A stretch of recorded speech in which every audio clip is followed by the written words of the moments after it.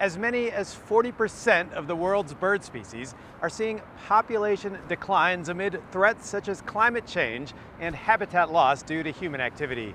In California, another year of crippling drought has raised concerns about the plight of the state's annual winged visitors who travel along a route known as the Pacific Flyway that stretches from the Arctic to the tip of South America.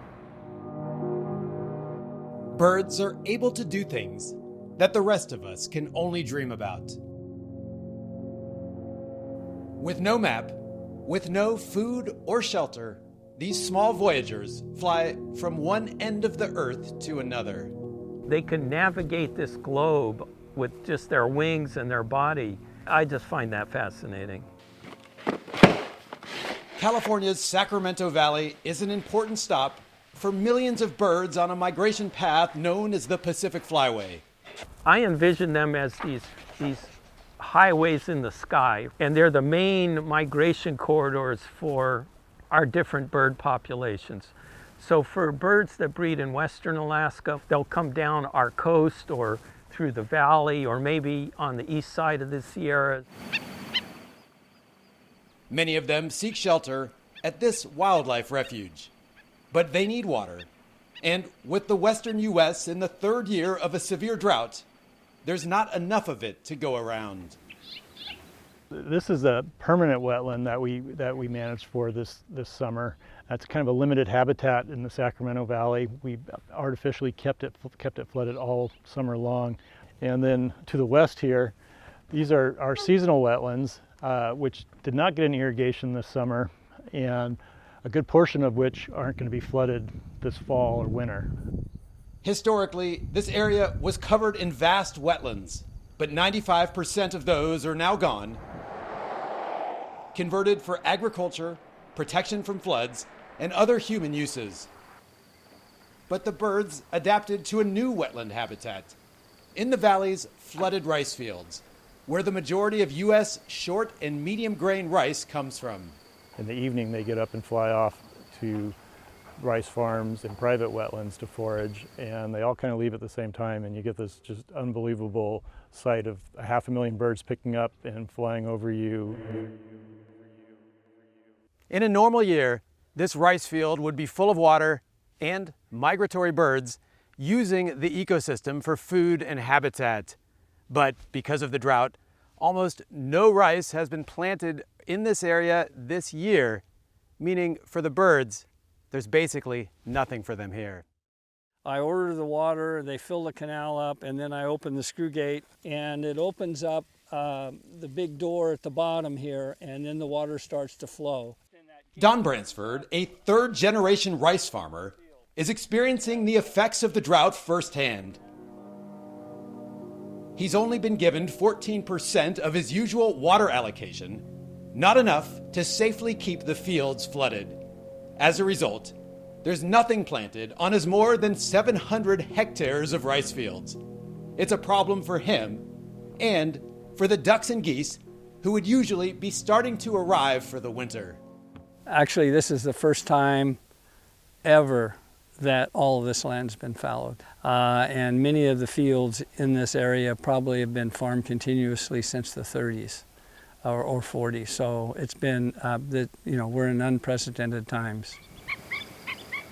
Many birds will still come to the valley this year, but some may change their route, flying in longer stretches to avoid other places on the flyway even more ravaged by the drought. And with less than half of the rice fields flooded, they'll be fighting for space and resources, which can lead to disease and other stressors.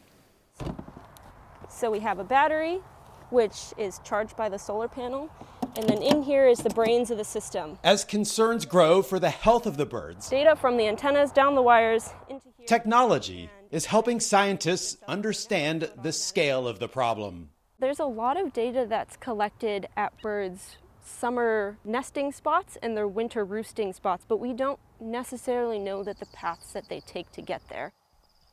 Tagged birds can be tracked along the Pacific Flyway using towers like this one that link into a network of coordinated receiving stations. You can learn about how long they spend and where they spend their time during their migration. So that is becoming more of a conservation hot topic as we want to conserve both the nesting and the roosting places in the summer and winter, but also those very important critical stopovers. If they don't have a safe place to rest and eat on their migratory path, they're not going to do so well.